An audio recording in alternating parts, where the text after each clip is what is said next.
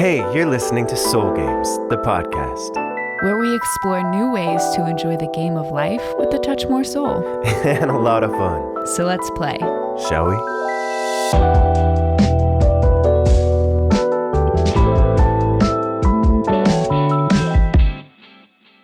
Hey, welcome.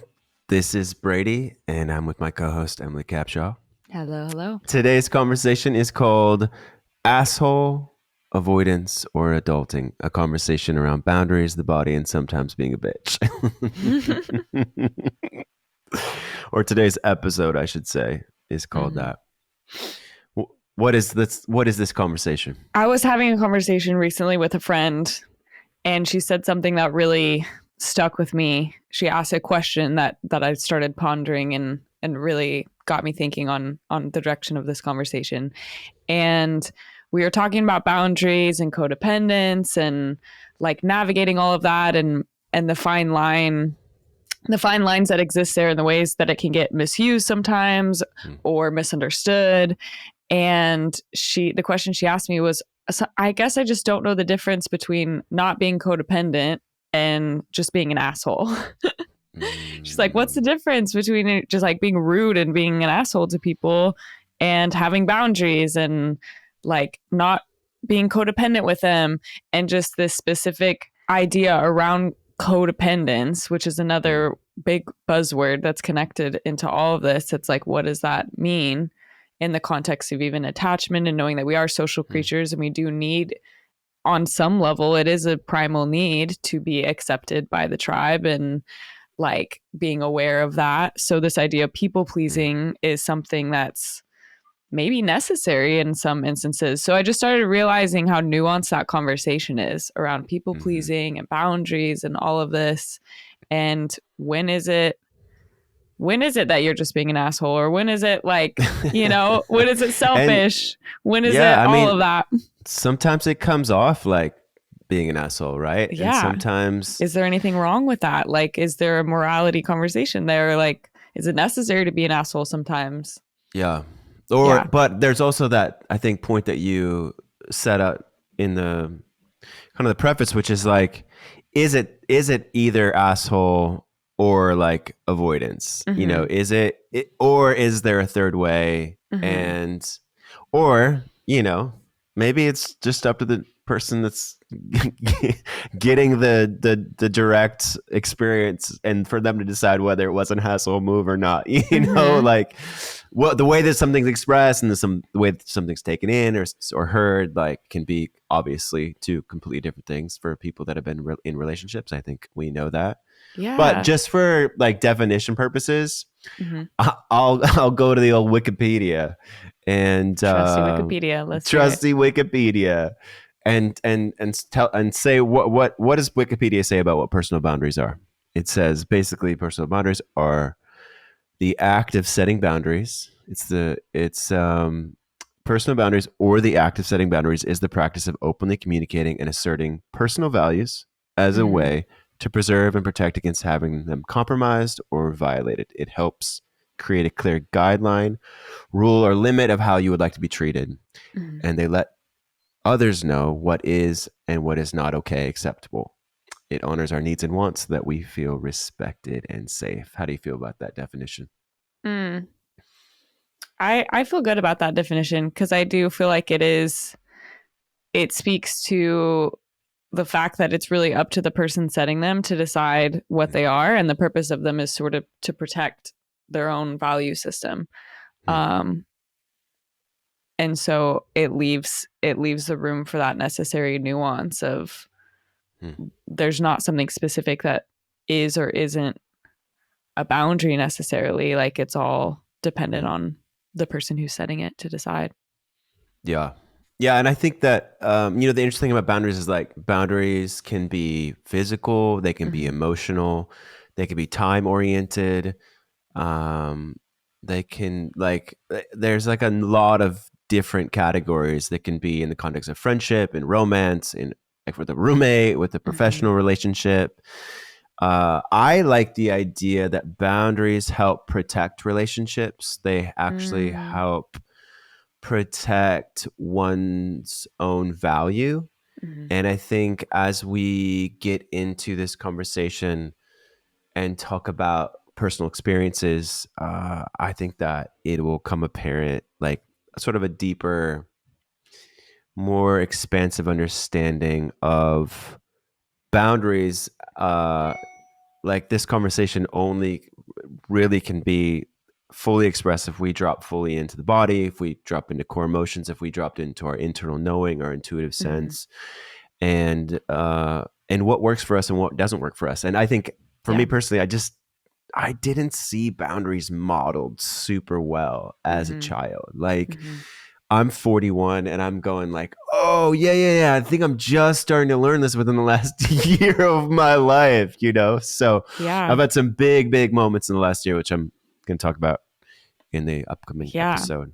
But definitely. I think the biggest distinction that's important with boundaries, more than differentiating like what could be a boundary, because anything really could be, is more about how they're communicated. Because that's where I feel like it gets into some trouble sometimes when people use the word boundaries to describe trying to control someone else's behavior. Because the boundaries are not about getting someone else to do something. The boundaries are actually like, this is what I'm going to do to protect myself and my value, or like making a clean request and then expressing what you're choosing to do dependent on how that person responds to that request, versus like, you can't do that or you have to do this. And right. so using I centered language instead of you centered language, and all the things that keep it about like, this is something that's important to me. And I'm claiming and owning and utilizing my personal power to do something about that, if that means taking space or walking away or shifting the relationship dynamic or whatever. But that's the biggest distinction that I notice a lot of times when people are using the word boundaries when it's actually just trying to control someone else or make them do something. And that's always the way it is, right? Like we Yeah. get this word or we get this idea that like pop culture, you know, this the Instagram psychology thing, you know, accounts start posting about, and then people start watching these videos or like reading Instagram posts and thinking they're experts on boundaries, and then they start going, well, my boundary is that you can't do this or whatever, and they start like just like wigging it out to what the true meaning of actually or it's like is whoever gets the last word. I had a really interesting situation setting a boundary with someone recently where I was like, I'm going to take some space. And they're like, no, I'm setting a boundary and I'm going to take some space. I'm like, okay, you do that.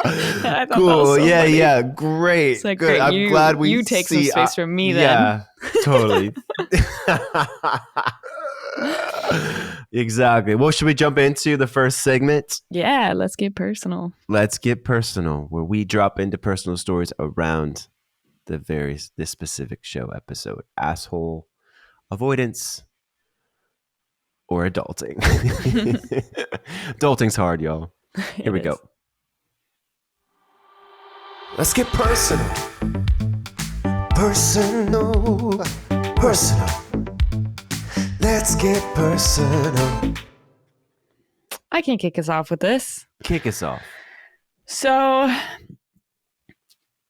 there's been a big theme in my life recently, learning, even more specifically within the idea of boundaries, just the simplicity of the word no, and using it way more and really feeling into the power that it has. And that's not a new concept to me. It's just really integrating it and applying it in my life in deeper and deeper ways is revealing more and more of what's possible there. And what I'm discovering is, so like real quick, yes, when we're saying no, like what's the context that we're talking about in the midst of like saying no that's you're thinking about in this current season of life? all kinds of no's to everything, but mostly no's to other people. Like when someone else is wanting something or desiring something or making a request, feeling the power to say, no, I don't want to do that, or like in whatever way that looks like. And what I've been discovering about it is that on the other side of every no lies a paradise that is yet to be discovered in my life that I'll never find if I don't use that no. And so there's a lot I almost see it like as if we're in this video game and there's all these different paths we could take. And it's like the places that we're afraid of letting go of something or afraid of saying no, on the other side of that door is something that is amazing that we'll never be able to see. And so also becoming aware that a yes and a no is kind of the same thing, like that idea that a no to something is a yes to something else always. So understanding that.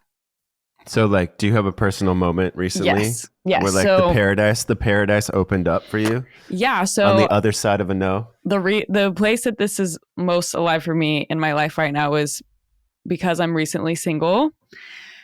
There's a lot of like in that breakup phase time where you're like, there's so much freedom and there's so much possibility and like so many people I could connect with, so many things that I could do. There's this abundance of time and energy that gets freed up at the end of a relationship. And so I've kind of found myself in this like kid in a candy store, like pigging out energy, which is like saying yes to so much and then all of a sudden being like, okay, yeah, this is a lot of amazing things, but also I have a nervous system and I'm tired and I'm processing and I need to go slow. And so it's been showing up with me recently with everything from like dates, like saying yes to a lot of dates and like sometimes with really cool people that I'm like, you're really awesome. And that's the thing is the hardest no is always the one that's almost a yes, but not totally the most amazing yes. And that's what I'm really leaning into the nuance of my life at this point is filled with a lot of really beautiful stuff. Like not a lot of opportunities come to me that are really clear hell no's, but I'm really starting to realize some of the stuff both in my career and in relationships that's like, yeah, this is really great, like a really cool thing that I could do. Yeah. And maybe it's still a no. And maybe there's actually something even better. And maybe actually simplicity is okay. And it's been connected to slowing down for me too. Cause like not realizing that I don't have to do so much. There's a scarcity element as well. Yeah. So there's so much conditioning packed into it for me. You know, I love the idea of like good is the enemy of great. That's a quote from, I think, a guy named Jim Collins, a book. And like, yes, no, good, great. Like it's a similar conversation where we kind of can like create our experience, right, of life. Like we have so much creative potential inside of us to like dream up and explore and to really create this thing that is the human experience in our life. And I know there have been seasons in my life where like I have been like, oh, this is good, right? Like this is good, this job, or like this way I'm making money, or like this relationship, like it's good. And the idea that good is the biggest enemy of great. Like I think it's so interesting you're talking about like it's maybe a yes, like it's good, it's like really good, but like maybe it's not like the great that I want to bring into my world. And I think a story for me is like I used to play music at churches back in the day, and you know, it was kind of like it was cool for a minute until it wasn't. That's a whole nother story. But like, I think there was something inside of me that just wanted to be like an artist. I just wanted to like write my own songs. I want to sing my own songs. I wanted to like do my thing. I want to do my Leo thing, my big Leo energy, where it's like self-expressing in the spotlight. Like, hey, here's my song, here's my story, here's my thing. This is why we're doing a podcast. So, I mean, I got to this point where I was like, you know what? I'm not going to do it anymore. Like, I'm not going to play like Sunday morning church services. And I haven't done it in years, but this was maybe 8, 9, 10 years ago when I was making this transition. And I said no. And it was super hard for me because at the time, like it was paying my bills. Like I didn't know how I was going to make money. And except for like try to be an artist, just like try to do it. And I remember 2 months later after saying like no, like having the meetings, but like I'm not playing anymore, I'm done. 2 months later, I was signed with the biggest booking agency in the world, creative artist agency, CAA, or at least top like two, I think. And that was really the beginning of like my artist career. And I Mm-hmm. traveled the world. I like traveled multiple continents and countries and most of America, and got to play music, for my own music, for a lot of people. And I remember going on one of the first tours, and I was just elated. Like I just felt my whole body light up Mm-hmm. because I was doing the thing that I really, really, really, really wanted to do. But what I'm curious is like, how do you know, like inside of you, how do you know to trust like that thing? Like, Yeah. how do you access it? Like the thing where you're like, oh, this is a maybe, this is a yes, this is a no. Like, do you have any experiences around like Yeah. really being able to identify, wait, this is like a 90%, but like it's not 100, and like trusting it and building rapport with yourself? Like, do you? Yes. Yes. I love the way that you framed all of that, because I think that's a big piece, is that deepening of the listening within your own body, because it is a felt experience in the body that's hard to really pinpoint, like this is how you know. And the more I listen and actually stop and pause and check in and ask myself, I'm noticing it's like the voice of my body is getting louder, almost it's getting stronger, in the sense of the more I listen to it, it's like, oh, she's actually listening to me, so I'm going to actually talk to her. And so it is like building rapport, like you said. Mm, And I think the most obvious step is shifting from asking the motivations of when you do want to say yes to something. Am I saying yes because of some type of story or conditioning or should that's mm, coming from the people around me or my background or culture? mm, Like, am I saying yes because I think I have to or I need to? Or am I saying yes because I feel this lit up like turn on? Because it is a turn on. mm, And I think connecting with that sexual feeling of turn on is it's the most extreme example.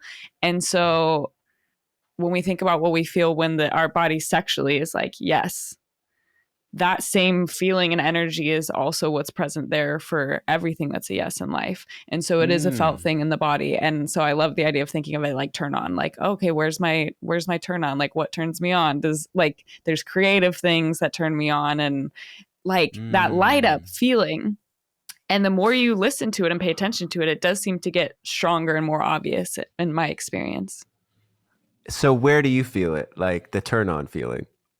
Like actually feel it? I feel like for me, it's in my sexual center. Like I feel that like the in my sacral, the tickle.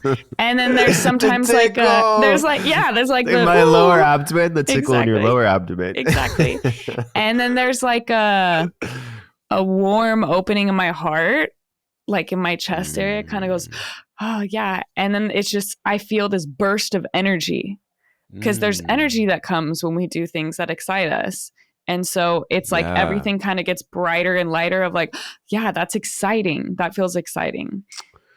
So I that's what it feels love like for me. I love that, because I think when I feel a yes, I feel this spark that comes up from my gut, and it like flows through my heart, and then it like it's the same resonance as when I'm like, yes. Like Mm-hmm. it's almost like it's a one motion. It's like the spark through the body all the way up to the mouth. And it's like, yes. Mm-hmm. And it doesn't, like it's not a here thing, Mm-hmm. right? Like I think for people who get caught in like not knowing or not being in tune with their body, there's these uncomfortable sensations that happen in the midst of a decision or a moment where we're trying to decide yes or no. And then these uncomfortable feelings cause us to like we can't be with them, so it goes up into the head center, and like we like overthink or like just Mm-hmm. try to contemplate. And usually I think the head is trying to mask something that the body already knows, because there's a should energy up top here where you like conditioning in the past that you think you're supposed to do something, but the body's saying something else, and then these are trying to meet in the middle. Mm-hmm. Like I've done a lot of I've done a lot of deep dives over the last year or two into core emotions Mm-hmm. and excitement and sexual excitement.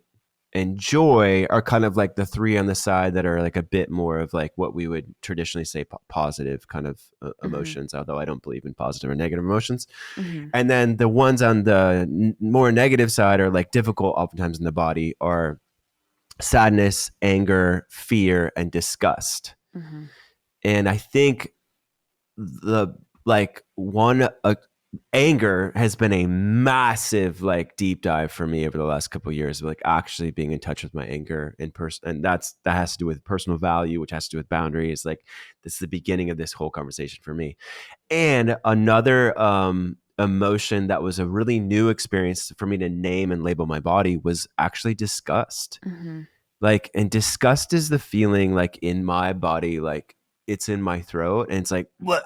Like, Mm-hmm. I don't like this. Mm-hmm. I don't like this. Like, I want to throw it up. That's Mm-hmm. disgust. Mm-hmm. And I actually have like a couple stories around like both of those. But curious, like, do you have you like dialed it in similarly to me around like certain core emotions and like how they sit in your body as far as like what a Yeah. no is? Yeah. Well, one thing I want to also bring up in the context of all that to really keep this in the vein of how nuanced it is like a personal example, a story that happened recently around this, um, where I was in Costa Rica for the month of December and I was supposed to come back um, on a certain date, and that date approached, and I felt this like knots in my stomach, just tremendous anxiety as I was getting ready to go to the airport. And I was like, what's going on? And like the response was just like, oh, something's wrong with me and I need to stop it. Like I need to shift this, instead of thinking, oh, maybe my body's trying to tell me something. And it became clear that it was me leaving was actually a pretty clear no in my body. But the nuance there is there was actually a lot of fear that came up around me deciding to stay.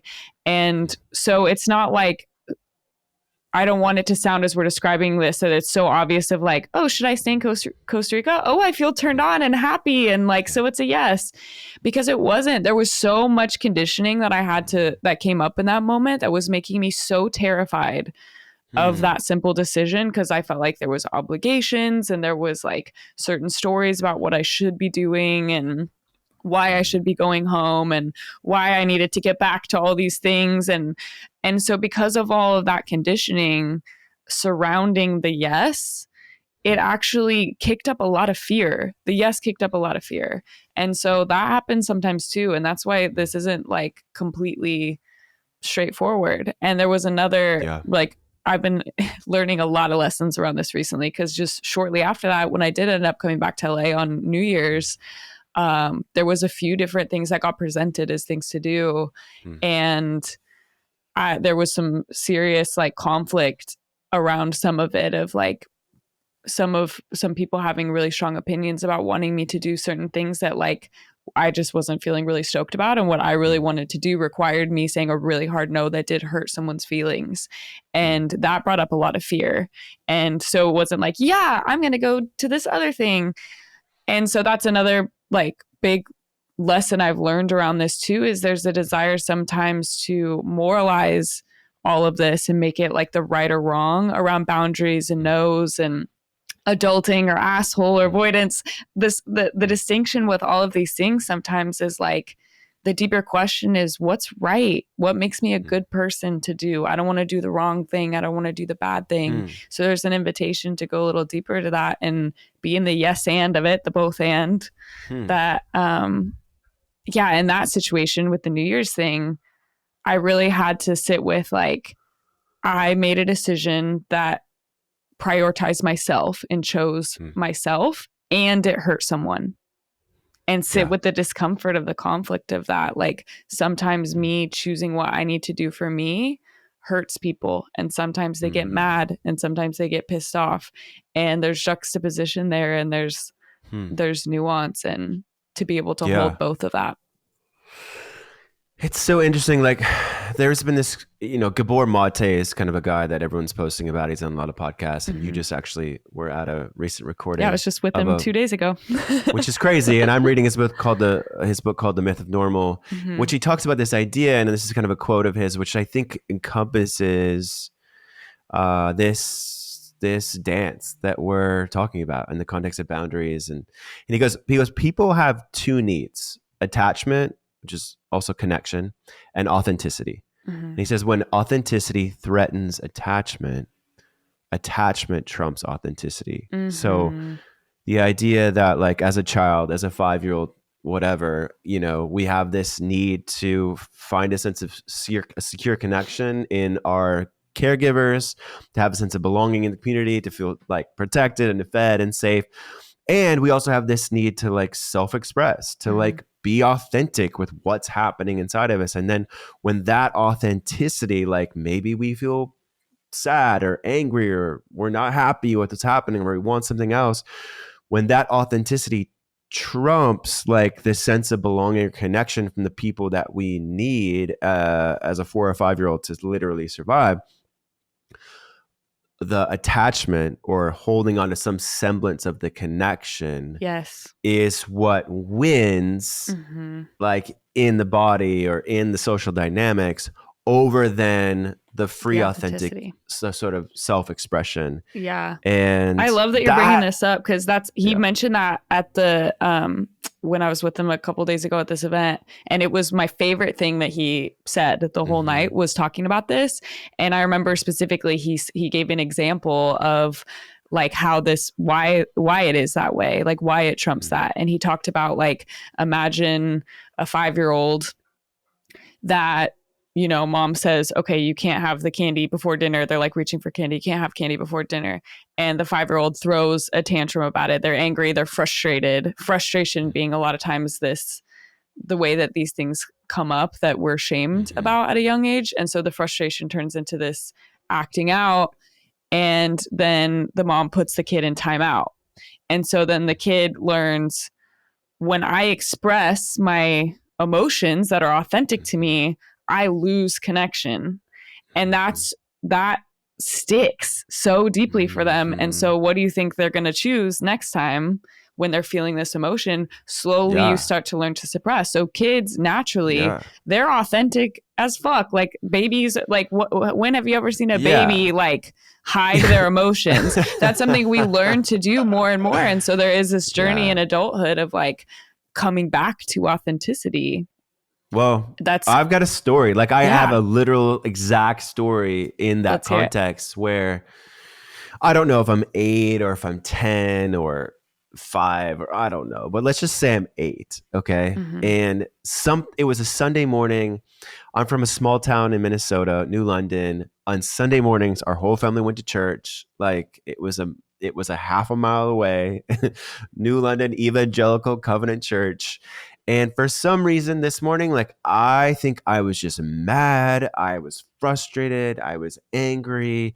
I don't even remember what it was, but obviously something was up and Brady wasn't liking what was happening, or I wasn't getting my needs met or something. And there's 5 kids in our family. So like trying to get that family like off to church is always like it's a whole thing, right? I can already see the whole scene in my head. Yes, and I'm the oldest, and so like if the oldest is throwing a fit, like it just doesn't help anything, And I remember like my dad goes, "You guys go to church." Like it was basically, "Mom, you're gonna take the 4 kids, and like Brady, you're staying home with me."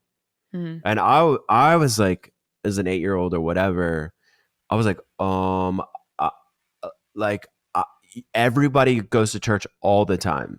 Like there's not like a day where like a Sunday where you didn't go to church was like a massive moment, right? Like even in church, they joke around how everybody fights on the way to church, but you get there and then like you have your spiritual moment or whatever. I don't know. So the fact that my dad was keeping me back from church, I was like already like, this is not good. Like this is not good. And my dad says, sit on the couch. I sit on the couch and he goes into the bedroom. I goes, I'll be right back. And he goes in the bedroom and he goes into like a photo album and he finds a photo of me when I'm 3. And he comes back out and he sits down next to me and he holds up this photo of me when I'm 3. And he goes, where did Happy Brady go? Mm. Like, there, you're like, I knew this Brady, and like this 3-year-old Brady who just like was carefree, that just like loved to play, loved life. Like, where did this Brady go? And I remember my like 8-year-old sense in that moment was like, he's right here, Dad. Mm-hmm. Like, he's here. I am, like, I was like, put a smile on my face. Like, Mm-hmm. I'm right here, Dad. Happy Brady's right here. And I think the line of code that got written inside of me in that moment was like, oh, unless I'm happy Brady, like I won't be accepted or loved or find the connection that I need in Wow. this family unit. And you know, I've talked to my dad about this, and I've actually done like an EMDR session around it, where with Hillary McBride, where I just like Mm-hmm. bawled my eyes out and like dropped back to that moment, and it was like super, super profound. But there's another side of me now, like being 41 and like I'm being an uncle, and like seeing these kids just like lose their shit. I'm like, you know what? Like that was not a bad strategy parenting moment for my dad. I'm like, actually, that was probably a pretty creative moment for like Mm-hmm. the skills and like the probably Yeah. being his wits end Mm-hmm. as like 5 kids are losing their minds, you know, Mm-hmm. like that kind of stuff.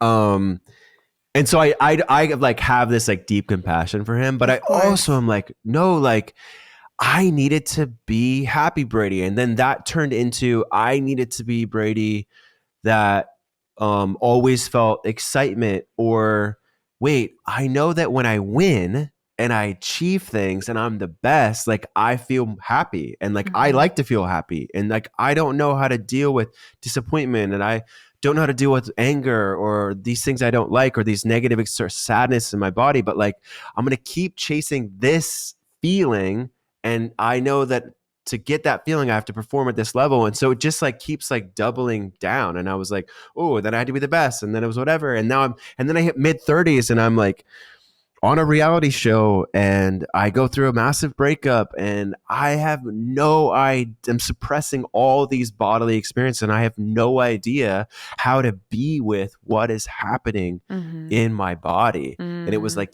years and years were stored down inside there that I slowly begin to unpack. And then I think in the process of therapy of like getting to know like the core emotions and what's happening in the body, then I started to have even a chance to start to rewrite patternings of relating. I Mm-hmm. think that were so kind of trapped inside because of shame and guilt and not knowing how to like be with the emotions of the body. So anyway, Yeah. curious what that brings up for you as I talk about that Emotions story. for one. I'm like, Emotions, maybe I don't know, I'm in a emotions. tender mood today, and I'm like, that got me a little Oh, teary thinking about little Brady oh. having that moment. I was like, oh, it just like hit my heart so deep. Oh, that touches me. Yeah, it touched Oh, me to hear that, because it's, mm, yeah, I think there's a really important part of this, the work, if you want to call it that, or whatever you want to say about yeah. reparenting or reprogramming or making the unconscious conscious, all of that stuff in this process, where we're acknowledging this inner child that had that experience and that place where that story really sunk in. Like you said, that line of code got written. And there's a beautiful part of that process that is acknowledging and feeling all the feelings now that maybe we couldn't feel around that then, in order to shift and create a different experience. And there's this other kind of step within that process where we understand that now we are adults and that little inner child is still living within us, but as adult beings now, we we have power to take care of ourselves. We're not like as helpless as we were, you know, and it can feel like that when these things get imprinted and stuck and we go right back into that little child. But then like as that 8-year-old, you know, you really did need to not be abandoned by your parents to survive.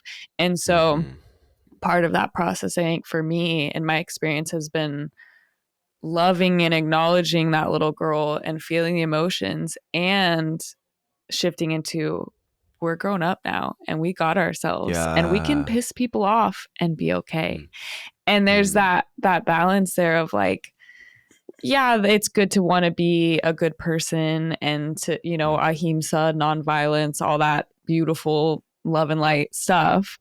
And for me, there's been so much healing and power in letting some of that pressure off myself to try to please everybody and make sure while I'm setting a boundary, I'm also trying to caretake for the other person's feelings about it. And like just the weight that has been built, like just gets tucked into my body and creates all of these issues to just carry all of that responsibility for everyone else's well-being. It's been such a beautiful process to shed some of that and remind the little girl in me of like, you will survive if people walk away or they leave you or you know, they don't want to be around you anymore. You hurt their feelings. Like you're not going to actually die anymore because you're an adult and you got you. Like that's been a really big part of the process for me. Yeah, it's so interesting. Like building a new relationship with those younger parts of ourselves. Yeah. And I think it's also been a big aspect of my work in the last couple years. And it's almost like, I don't know if you feel the same, but like this little boy in me will scream and throw a tantrum until he's sure that like he's actually going to be heard. Yes. Like until he's sure that he can trust that the older adult, whatever decision maker inside of me is going to take into consideration what he's saying. And he will just like, he will keep throwing a tantrum in all sorts of different ways until he trusts that, you know? And I think I haven't trusted myself to like stand up for myself until like super recently. And I mean like stand up for myself in a lot of different ways. Like in the last year, I was like, hey, I don't want to do work that I don't want to do. Like I'm not gonna do work that I don't want to do. I'm not gonna do like the things I feel like I should do. And part of that actually has to do with like becoming better at delegating and find people in your world to like who enjoy doing the thing you don't. And then like, so there's not just like I'm just not going to do anything I don't want to do. Right. Like, but I think there is parts of life you just don't want to do that you got to do. But I remember my mom as a kid would be like, you know, most of like life is about doing what you don't want to do. And I was like, I've heard that one no, too. wait, like, no, like, sure, life contains doing things you don't want to do, but life is not about doing what you want to do. And, you know, I think there were some good things where like that instilled in some like work ethic for me, like instilled into like, hey, like maybe you should eat your peas, right? Like that you don't like them. I actually like peas, but like, you know, like there's some like benefits, but when that becomes such a like ingrained line of code written within and like I find myself at 40 like wasting my time doing things I shouldn't or don't have to do because I have this line of code inside me, like that's when it becomes a problem. You know what I'm saying? And all those lines of code happened and they were written because at some point they did serve you or you did need them. And so there's like the ability to acknowledge like, yeah, maybe that instilled some work ethic or whatever, but like, do I need it to show up and come online when like in all these other areas, you know, that are actually just impacting my pleasure and joy and play in this experience, which is what I think it's what life is about is that enjoyment of whatever it Mm-hmm. is. And yeah, there's going to be stuff that's like where we don't get what we want, or things are hard and things are painful. But I think there's a way to approach all of that with Mm-hmm. a level of joy. Yeah, I will. Let me just jump back Yeah. really quick before we lose that story Yeah. with like my 8-year-old story with my dad. Mm-hmm. When I dropped into an EMDR session, which is kind of this thing where like you move your eyes back and forth, Mm-hmm. and like you need like a trained professional to do it, whatever.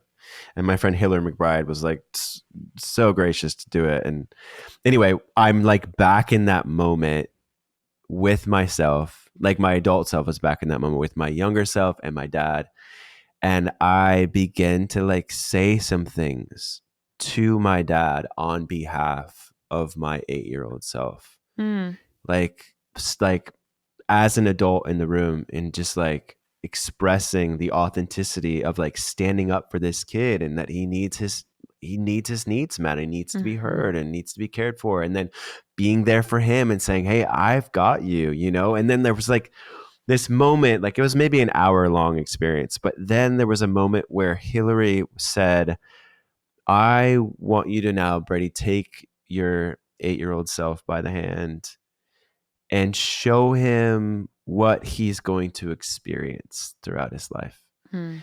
And it was this process of like integrating, or get that, like taking that part of me that was stuck in Mm-hmm. that time period, still like stuck Mm-hmm. inside of me, and like reintegrating him to this present moment. And so she goes, take him by the hand and like show him a flyover of your life, like Mm. the next 30 years of your life. She's like, show him something when he's going to be 10 and 12 and Mm-hmm. 16, and Mm-hmm. then show him something at 21 that he's going to experience. And I remember like having this visceral moment with him, like as we were flying over my life, showing him what he was about to experience and re-experiencing it through the look on his face, and Mm-hmm. being like, oh my God, like you're like you're gonna play baseball, and you're gonna like become valedictorian, and Mm-hmm. you're gonna like hit a grand slam at Arkansas that people are gonna remember, and you're gonna kiss a girl, and you're gonna go on a reality show, and like you're gonna get your heart broken, and you're gonna fall in love. And like it was like this look on his face was like, oh my God. Because I remember as an 8-year-old kid, I was so afraid Mm. that like I wouldn't amount to something, or I wouldn't like achieve all that I wanted to achieve, or that I wouldn't feel significant. And it was like this experience where he was like, oh my God, like everything I was afraid wouldn't happen, like it kind of like all happening better. And like I can't believe that this is the adventure that I get to go on. And something settled inside of me. Oh, yeah. Like something came back home to itself that Mm-hmm. like didn't, I don't, like maybe it was like I can be my authentic self. Like it was the 8-year-old part that integrated into like this moment of being a 41-year-old adult, you know? Mm. That's so beautiful. Yeah, the authenticity piece is really key to this conversation, I think, of like coming back to the title of asshole and adulting and avoidance, like, and how do we, what's the difference between these things of like how do we stand up for ourselves and utilize healthy boundaries and take care of ourselves, and also not, just be an asshole. I think a lot of it comes down to this expression, finding a way to express our authenticity and be authentic in a way that is utilizing healthy communication and coming from that place of I, because I actually feel like the more we're suppressing that, then that's when it starts to come out sideways. And then we have these angry outbursts at people, or we start blaming them, or being in this victimized stance of like, you're doing this thing to me and I need you to stop, or whatever. A lot of that actually causes the most harm, I think, happens when we are self-neglecting. And so I think there's a way to be able to care for yourself, ask for what you need, utilize boundaries, and be in your most authentic expression while still being a compassionate, considerate person. Nonviolent communication is a resource that's really helped me. Highly recommend digging into that for anybody who's not aware, just in learning the language around when something's coming up, knowing how to make a direct request. That's not a demand, but it's a request, and asking for what you need from someone, because, you know, we do have attachment and we do have these needs for connection with each other that get to be protected. It's not just like, well, you know, bye to everybody else. Like, I'm good and I'm going to take care of me. And so learning how to communicate all of that in a good way where, you know, you don't always have to be happy Brady. Sometimes you can be angry Brady or sad Brady, and you can be witnessed in that and loved in that by the people around you, because you're expressing it in a way that's authentic, but not like throwing it at people or harming people with it, but actually being like, this is what I need right now, and being able to be met in that. Like, that's where so much healing comes from and so much connection comes from, is when we are authentic and vulnerable in a way that actually, it naturally evokes something in human beings to want to meet needs. Like, we all want to meet needs. And so when, like, I could come to, like, say you and I are in an argument about something and I feel we fight so much too. We all like the time. fight all the time. And I'm like, Brady, you're crossing my boundary and you need to stop. And I could come at you about it like you're just, you know, it's all your fault and you're being this way and you're doing this and you need to stop. And I could come at you like that. And if I come at you like that, it's naturally going to make you feel threatened, defensive. You're going to get triggered. All your own survival stuff's going to come online, and you're going to either try to fight me or protect yourself. But if I come to you and I say, Brady, like, I'm really feeling like unseen right now, and I really just would love for you to acknowledge this or say this to me. If I come to you with that language, the natural thing in you is going to be like, of course I want to meet that need. You know, it's such, so it's actually it's really effective in creating connection and getting our needs met when we come at it that way. You know, what makes me so mad? What makes you so mad, Brady? I hate like this like new spirituality movement where it's like love and light, like I'm unaffected, like the most enlightened people are just unaffected by other people around them, like just like love and light, and I don't feel anger, and anger is bad, so like I'm just like, this is bullshit talk. Like, this is bullshit. I remember in the last number of years of like trying to like evolve as a human, like thinking like, oh, is this the way? Like, is it just to like be completely unaffected if anything's happening? And I had friends that were kind of like on this movement, and my friend Brian Maynard, who I will talk about forever, he looked at me one time. I'd felt really wronged by like really misunderstood and like ganged up on by a group of friends. And he looks at me and he goes, Brady, anger is the secret to happiness. I was like, wait. He's like, your anger is the secret to happiness. And it was this like thing that began to get rewritten inside of me. And I remember another moment with Hillary McBride where she basically was like, we train people how to treat us every moment. Like, by letting them know what's okay and what's not okay. Paradise on the other side of every no, baby. Exactly. That's exactly it. Like, there's this thing where like raging on people is different than accessing what anger feels like in the body and what it's wanting, what it's needing. Yeah. Right? These are like two completely different things.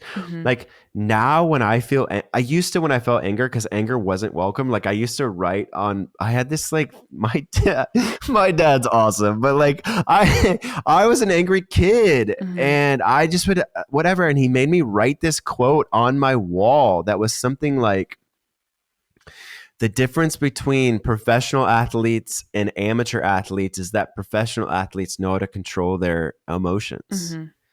And I think the idea of it was like trying to like help a kid regulate in a sense. And like, Mm-hmm. hey, if you want to be a Major League Baseball player, which I played professional baseball and like that was my dream as a kid, right? Mm-hmm. Like there is a process of learning how to channel what's happening in your body. But what I learned in the word control your emotions was like, no, like control them, shove them down, Mm-hmm.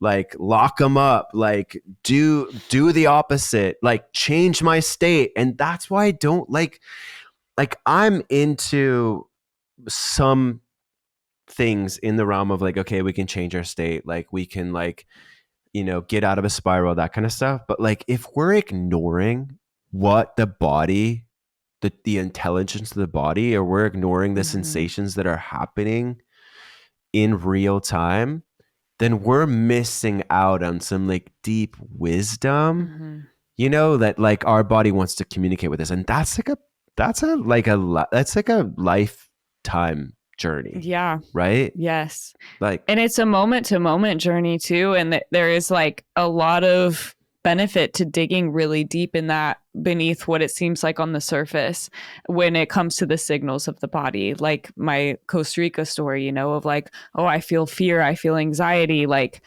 what's underneath that, what's coming up, and like really yeah. digging, because sometimes there's a lot of nuance in what the body's inviting us into through these emotions and why they're coming up in different ways. And so, yeah, it is a big journey and one to take moment by moment by moment. And it will teach us everything we need to know about the codes that have been written and which ones don't serve us anymore and how to access a little bit more joy and pleasure in this life. There, I used to hear people say like, I can't make you feel anything. Mm. Like, well, because people be like, well, you made me feel so dumb, or you made me feel, this way. And it's such an interesting comment. Like, it also makes me mad because I'm like, on one level, if you say that to somebody, and I said that too many times in a relationship, so I've been that person, right? It definitely did not help my relationship at all, right? Like the person I was with at the time did not feel seen and heard when I was like, I can't make you feel anything. But there comes this reality that like you said earlier, we are intrinsically social beings that cannot live without relationship. And how what we say and do affects people. Of course. And you know what? Like there are ways that I am happier when I'm treated in a certain way. And I realized when I was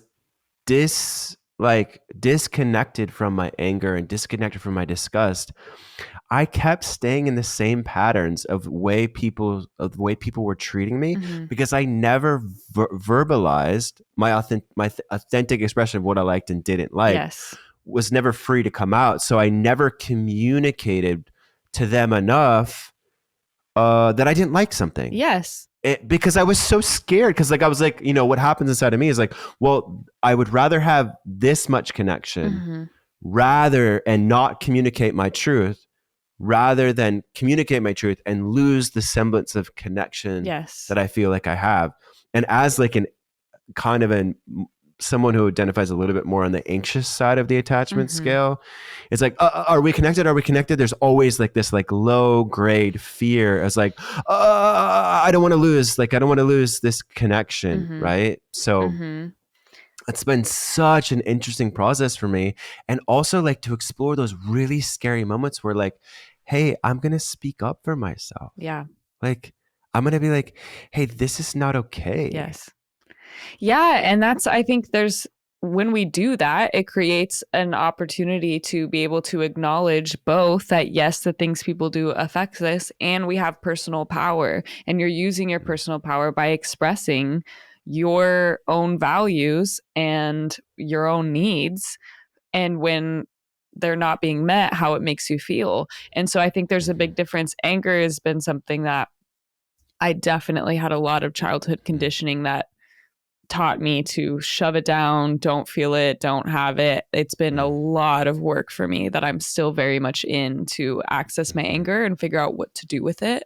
And I think for a long time, I felt like the only way it was like, it never should be shown to people. It should only be dealt with in private. Like, okay, yes, maybe I can say yes to my anger, but just to this pillow and, or, you know, like not to a person. And I feel like for a while it was that. And just recently I've started to see that there's a step beyond that where sometimes there is a way to let people know that something that they did created anger and to be like, I'm angry right now, and to be able to express it again from a place of that personal power. Because I will say, anytime I've ever lashed out at someone from an angry place, I never felt great about it after. Like, yeah, I'm so glad I just like reamed that person, you know? Like maybe if it felt good in the moment, like it, there's never, looking back, there's never a time that I've done that and I'm like, I'm really glad I did that.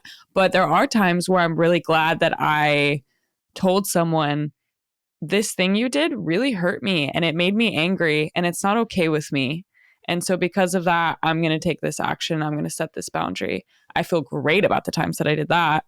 And it's important for those people to know that.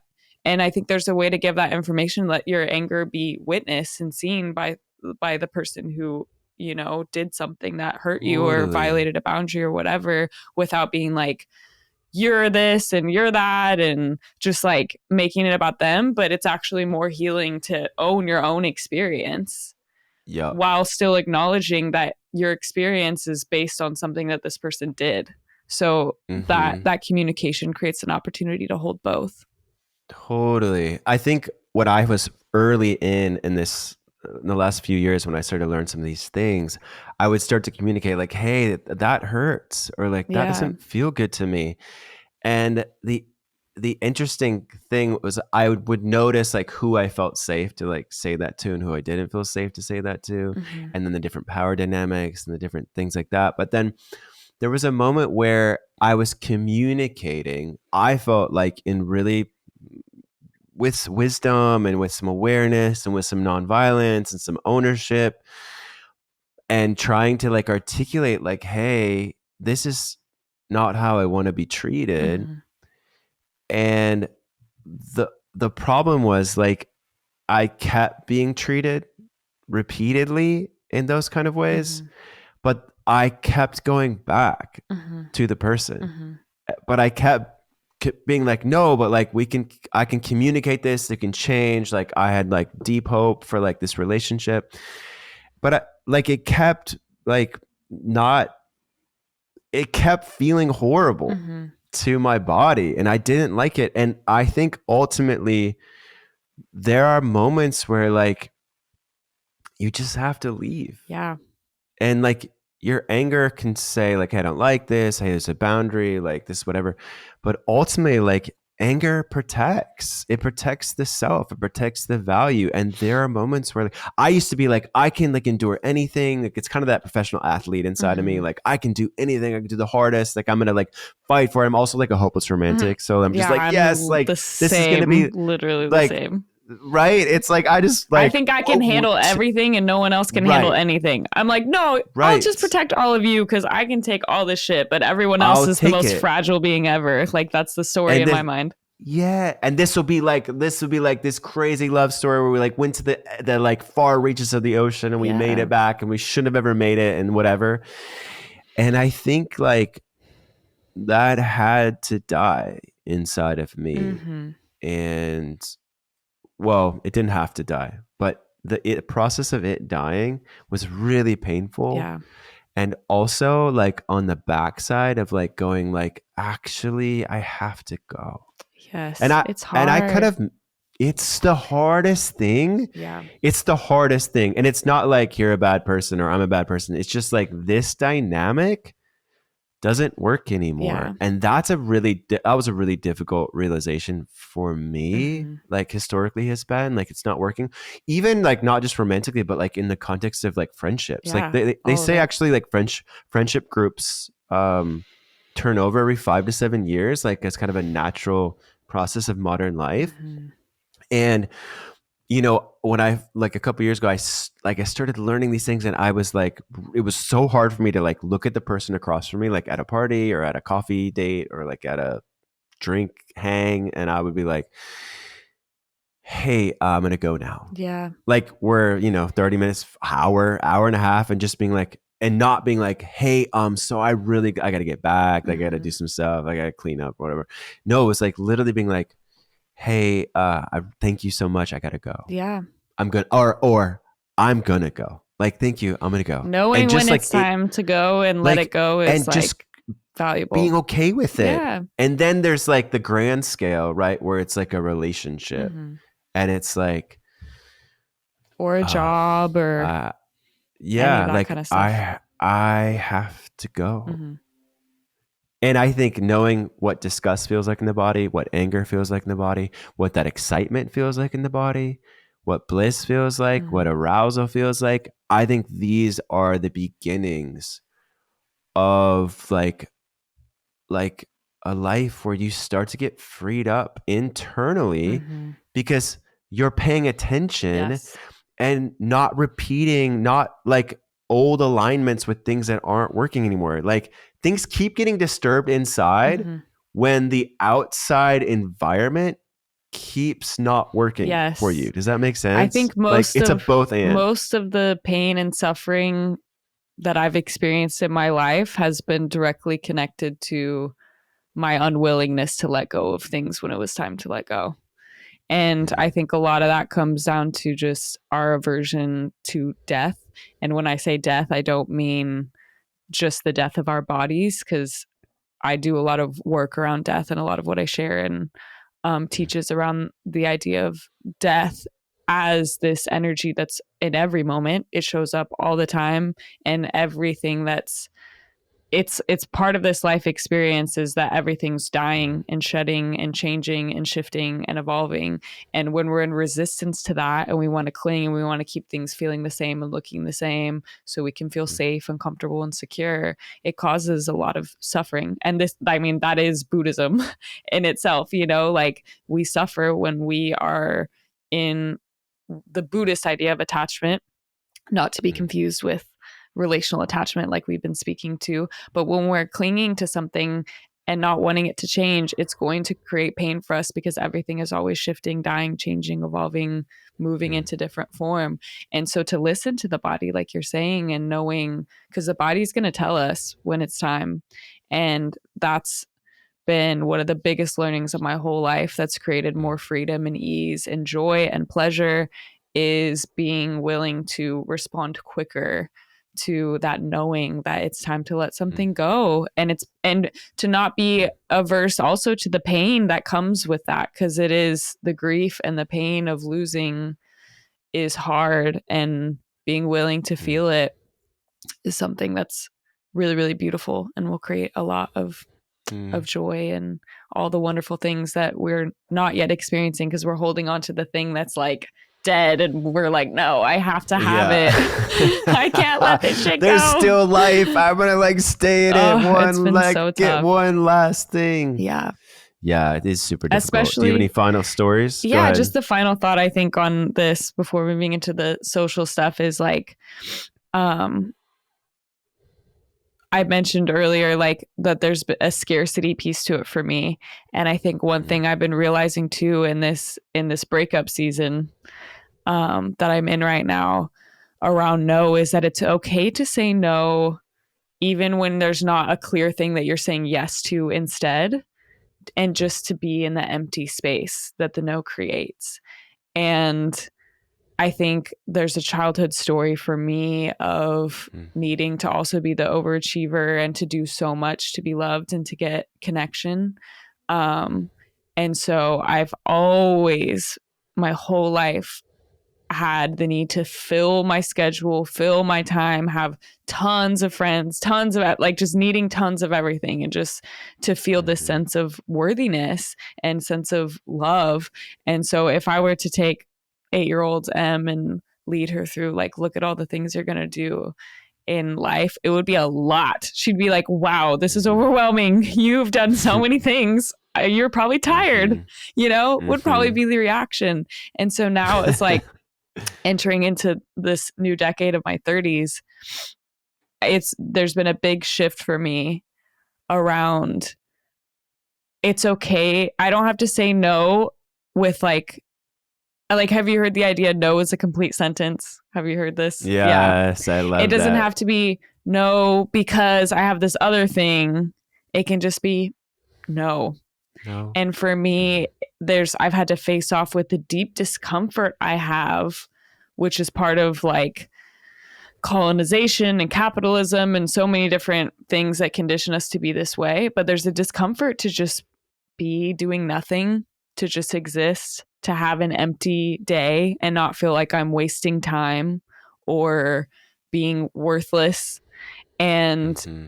that has really like been the hardest no, is the one that's not no because I have something else, no because I'm saying yes to this, but it's just Yeah. no because I want to do nothing and just sit here and be with Mm-hmm. myself. And that showed up Yeah. relationally too, and like really seeing the discomfort of, can I just be with my pain? Can I be with my sadness? Can I be alone? Mm.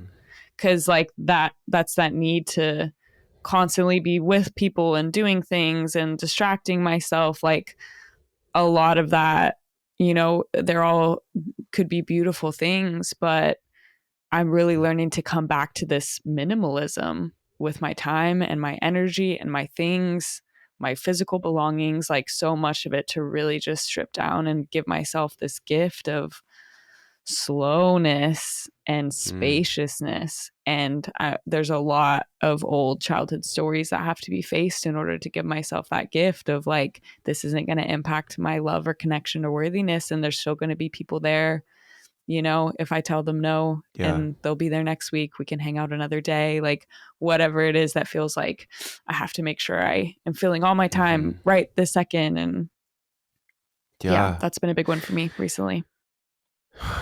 It's beautiful. And like, I think what comes up inside of me to say that is just a reorienting that I've had to come to grips with in the last year or two about what safety actually feels like in the body. Mm, Because, like,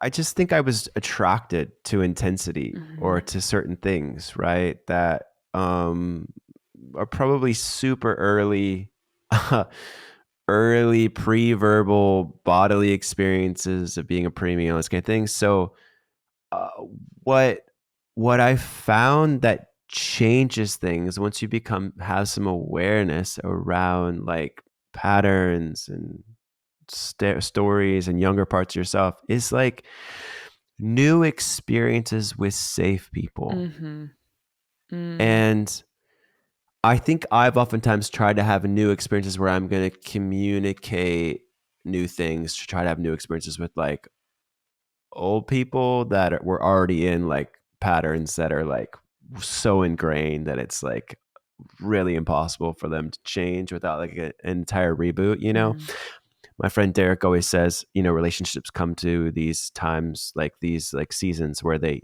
either evolve or they dissolve. mm-hmm, And so there are those moments where you renegotiate and they either evolve or they dissolve. Like you either grow or it's over. So I get that.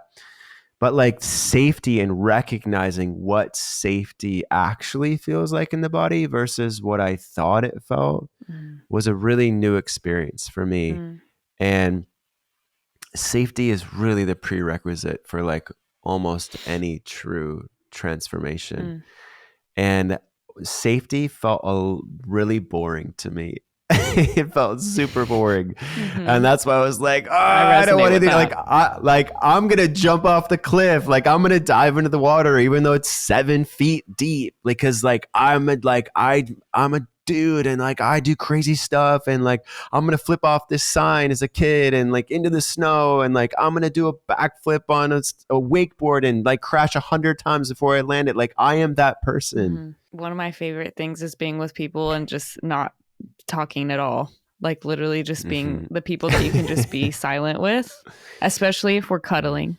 Like if everyone's just cuddling and just breathing and not talking and like can be in that for a long time, that's like the Mm. safest, best thing ever. I'm like, oh, we don't even have to say anything. We can just like literally be here together. I love that.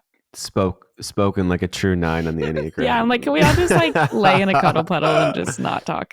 I mean, I love talking, but also lately I've been finding that's been my integration back to becoming, not needing everything to be so intense and filled with so much of like, okay, we just hang out and just stare at the wall.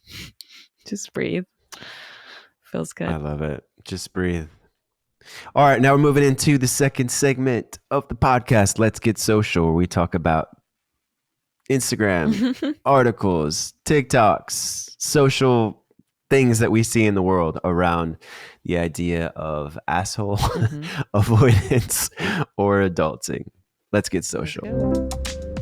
Let's get social. Let's get social. Ooh, let's get social. All right, what you got, Em? All right, I'm going to kick us off with the little video I found on TikTok of this mom who taught her daughter this song about boundaries. Just so funny. It's like the gentle parenting movement. Of like, this is a whole niche on TikTok of gentle parenting content, and somehow I'm on it. I'm on gentle parenting TikTok, even though I'm not a parent. I don't know how I'm there, but this kind of stuff pops up on my feed. So let me pull it up and show you. Don't you like touching my hair? Please stop. I don't like that. Feel uncomfortable. We need more space. Not around me. Don't take it personally. That's just a boundary. That's just a boundary. Yay. Oh my God, she's the cutest. That's just a boundary. Isn't that so good? Oh, I wish I would have known that song as like a 3-year-old. I know. I just think about like how often as a kid people are just touching your body without permission. And like that's something I feel like I've seen parents teaching their kids more now that like I don't think was as much of a thing with my generation for sure, is like adults just coming and like tickling you or touching your hair or like grabbing you, that as a kid you can be like, I don't want to give you a hug right now. Like, you know, actually I remember when I met your niece and nephew. Oh yeah. Larkin in London, my Larkin, loves. and I was leaving and I was like, Larkin, like, can I give you a hug? Bye. Which I feel like all adults listening, ask for consent with children. Like, don't just grab them, like say, ask them. And so I asked, can I give you a hug goodbye? And he said, no. And I was like, oh, okay, how about a high five? And he's like, okay. And I gave him a little high five and I was like, all right, didn't want to give me a hug goodbye, like respect.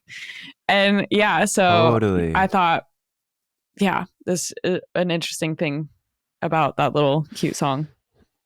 Yeah, I mean, just like consent should be any age, like any age, right? And if one isn't taught that they have the power to like give consent or not consent at 2 or 3, like why would you think that you would have those skills at 22 or 25 or 30 when like really big things happen in your life, you know? Totally. So what you got? I agree. And I love those kiddos also. Yeah, I love so those sweet. kiddos.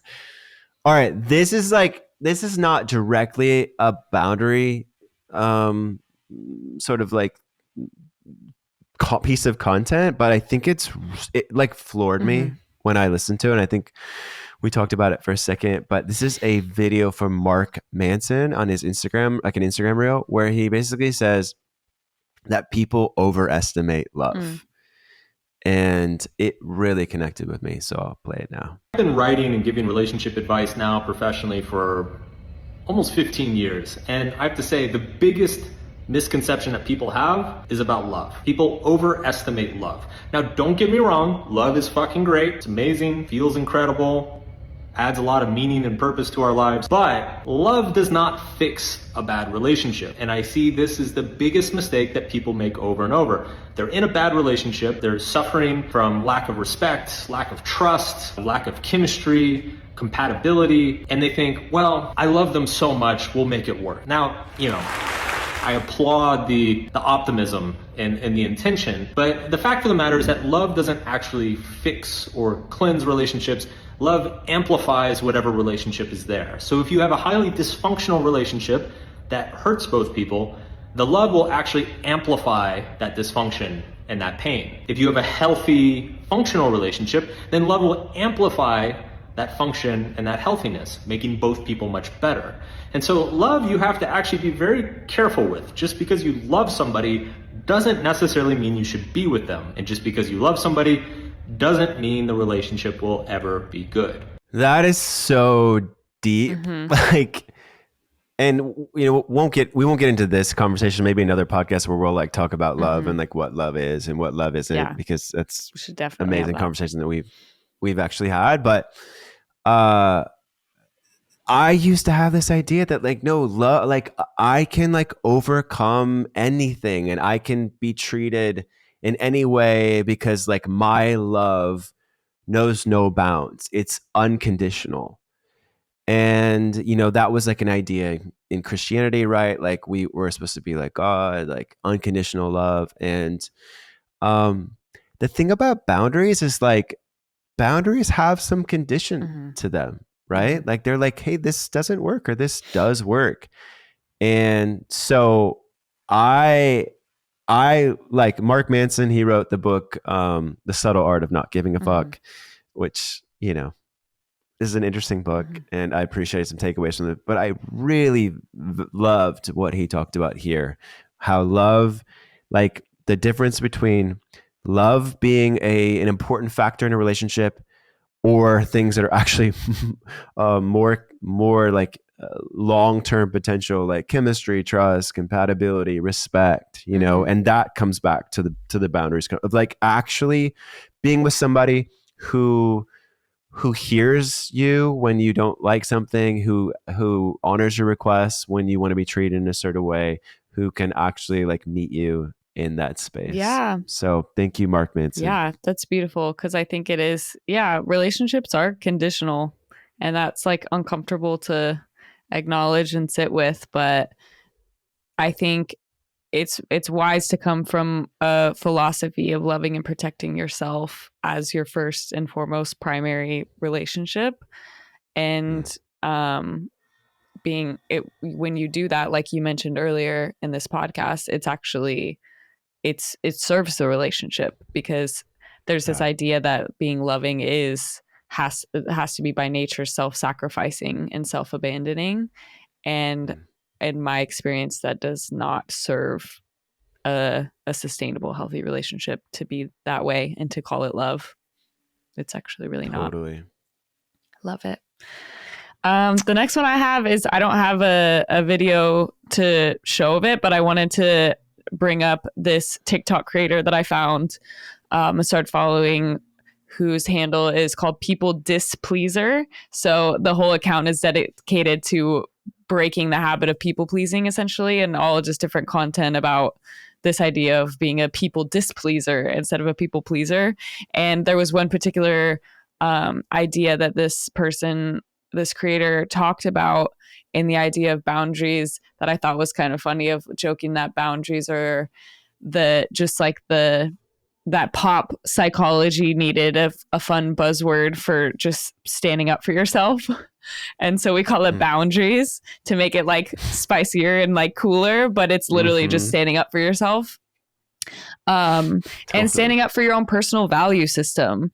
And so he had mentioned that people don't have a hard time making boundaries because the boundary is your value system and we all inherently have that. It's the issue that people have is with standing up for yourself and being willing to do that and being in the practice of doing that, because it's like there's an aversion that we have to acknowledging that owning this is a value to me because I said so. And that's enough. That's a good enough reason.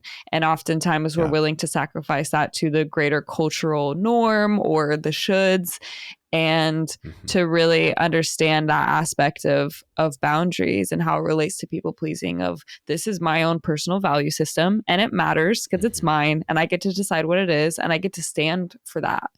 and express that to other people. And I think there's a big distinction too within that of I'm a big fan of, I'm going to start a whole campaign of like normalizing disappointing people. And then that's different than hurting or harming people. Like it's fine to disappoint people because you're just disappointing their expectations and stories about how you should be. And there's a big difference between me saying, I'm going to go do this, and you being like, no, Emily, that's not okay. And that hurts my feelings. That's different than me doing something to you that's actively harming you. Like your reaction to me making decisions about me and my own life is not mine to control.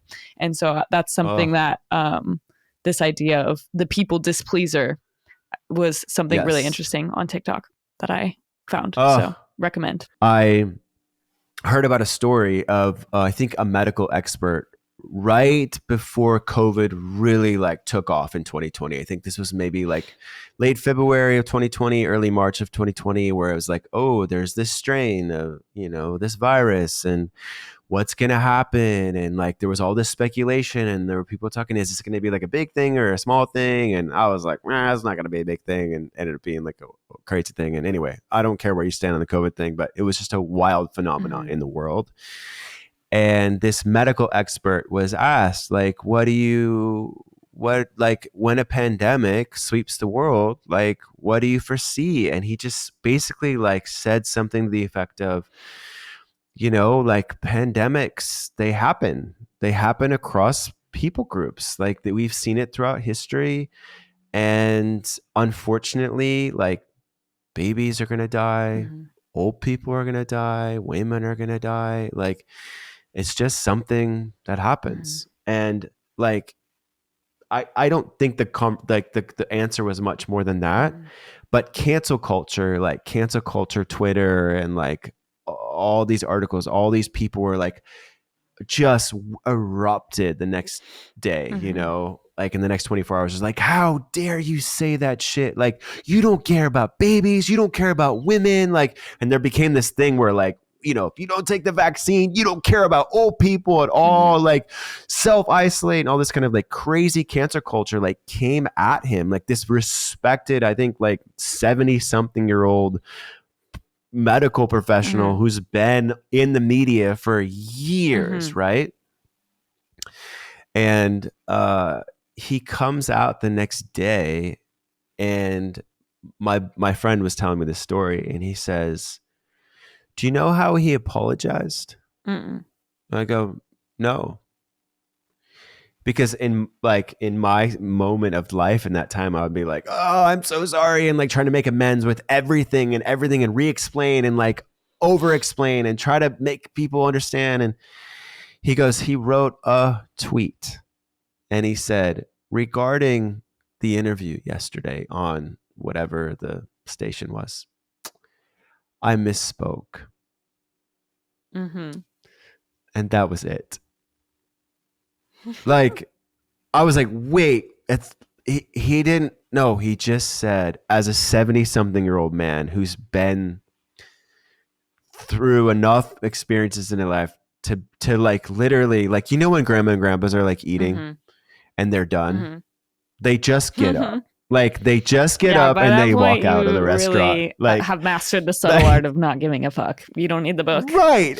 At that age, and I was like, and this is the journey of life. Like, I think this is the teaching that life is, right? Life gives us these lessons, and I was like, oh, you can do that. Like, I learned, like, I can go, I'm sorry. I'm sorry that it hurt you, and just be done with it.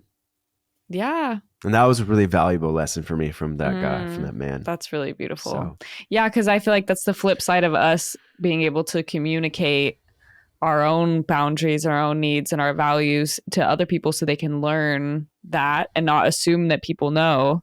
Like you started this whole share talking about like this assumption, this conflict of assumptions of different value systems and expectations, which is really where we get into a lot of conflict.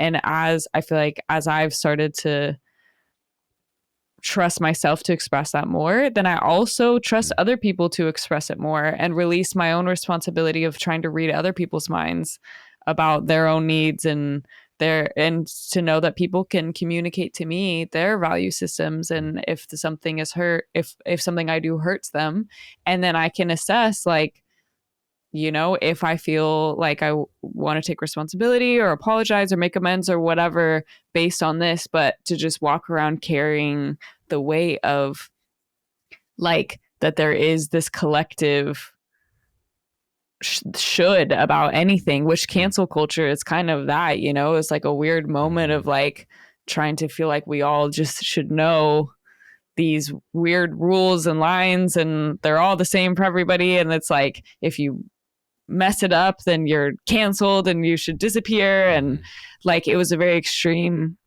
version of that.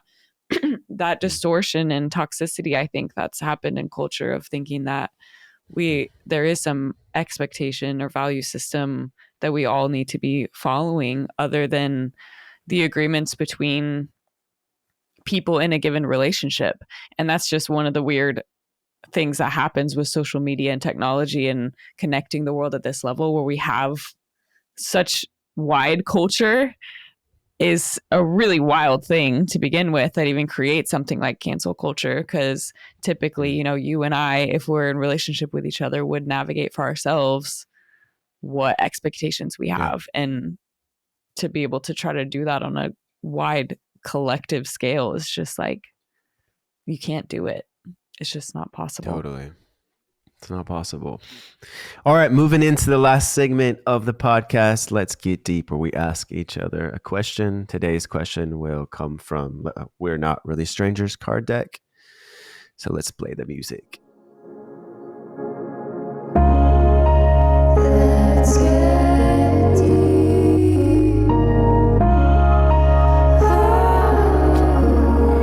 There we go. Beautiful. Beautiful voice, Emily Capshaw. Thank you. At what point during this conversation did you feel closest to me? That's easy. At what point during this conversation did you feel closest when to you me? told the story of 8-year-old Brady and the happy Brady. Yeah, I felt like that story opened my heart up, and I felt a lot of compassion and tenderness, getting a peek into that inner child experience. I actually will like echo that moment, and I think name it. You know, I think there's ways that I will tell stories that are fun and like lively and like want to entertain or laugh, or maybe even in saying that story, I felt scared to like throw my dad under the bus. You know, like I'm like, no, I love my dad. He's amazing. And like, so I felt really scared. But when you sort of like stopped and slowed down, was like, I was really touched. Like I was really touched by that. I was moved by it. I had a moment where I think I was able to like have another experience with that 8-year-old kid and some compassion for his life and the big feelings and the big emotions, and knowing like now like that 8-year-old kid is like me in the present too. Like I think knowing how you felt about him like was like a doorway into like how you felt about me. That's kind of what happened inside of me, and I was like, oh my God, wow, you feel that. Like, thank you for like being vulnerable and like expressing how you feel towards me and how you felt. It meant a lot, and it's how I like to be treated. In the boundaries conversation, if you want to tell me how things make you feel about me, like that, you can say it anytime. There you go. Oh, totally beautiful. Bringing it back home. Love it. So sweet. Well, the wrap up, the conclusion of asshole avoidance or just adulting. Yeah. Any final thoughts? There's clearly so much there. I feel like we went a lot of places and really dove deep into the nuances of this conversation. And I think the sum it all up for me as I reflect on the conversation is there's a value in reintegrating authenticity back into our lives in adulthood to create more freedom and pleasure in our lives, and find that authentic expression, and to be able to lean into our personal power and know that it's okay to disappoint people.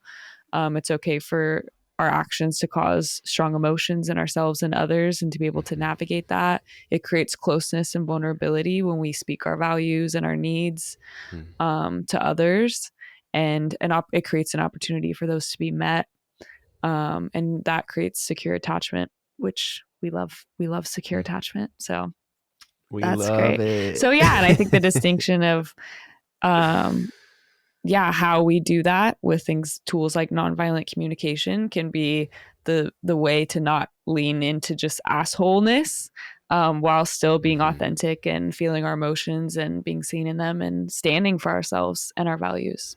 Yeah. It's what really lands for me. Yeah. I think that the Gabor Maté quote, which I'll repeat kind of at the end and then expound on it, really still sits with me, which is that people have two needs: attachment, which is connection, and authenticity. When authenticity threatens attachment, attachment trumps authenticity. And I think that in my life, I tried to go to people when I started to have these more like moments of authenticity. I tried to go to people that weren't like the people I should go to first when I was beginning to explore these authentic expressions of like how I feel. Cause there was just too much charge, right? Like maybe in a romantic relationship and like trying to express all my authenticity and then it just triggering that person and then re-triggering and then like spiraling out. But I would just highly encourage going to like a therapist and beginning to explore, or somebody who has no stake in the game, right? Like no stake in the conversation of like needing to whatever to happen, however. And like, I remember even just having a difficult time showing my anger to my therapist. It wasn't about my therapist. It wasn't about anything having to do with her, but like even being like having enough courage to be like, oh, you know, like in front of her, I didn't want her to see that. Like, I just think it's so important in the process of learning how to listen to our body and boundaries and the anger and discuss and what we like and what we don't like, is to begin practicing with people who we feel extremely safe with in safe settings. And I just don't think that it can be overestimated how important safety is. And you are the one that determines whether you feel safe in a moment with somebody. So, and it's okay to walk away from everything that doesn't feel like that, and to feel all the pain and the grief that comes up with letting go. And it's okay that that's hard. It's hard to do that. And new experiences are hard, right? Yeah. Like doing things that hurt people and going, I'm sorry, you know, and then just like letting it go. Yeah. And not being overridden with guilt and anxiety and all the people pleasing and stuff. Yeah. So I would say take a risk this week. Totally. Take a risk and do something that feels a little scary. Well, but and that's the piece that I didn't say with that first story that opened all of this. With my friend's question to me, what's the, like, when is it not being codependent and when is it just being an asshole? And this was like in a conversation of some hurt feelings about a decision, a boundary that I was setting. And my response to it, which I feel like is the takeaway of everything you just shared, is like, maybe I don't know, and maybe it is being an asshole, but like I'm willing to be messy and figure it out in order to take a stand for myself. And so we can be gentle on ourselves and know that like maybe there's not a clear answer and maybe we'll fuck it up, and we're human and we're learning and we're figuring it out. And it doesn't have to look any certain way. There's no right or wrong way to do any of this stuff. And so always a big fan of little self-compassion along the way as we figure it out. And you know what? Nobody hit a home run the first time they swung a bat, Yeah. right? Like nobody did it perfect the first time. It's like the 10th time you work with your anger and communicate it will be better than the first, and the 50th will be better than the 20th. And so like, it's as in the words of Brian Maynard, anger is the secret to happiness. There you go. Well, enjoyed the conversation, Yeah. Em.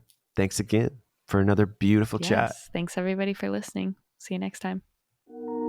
Later.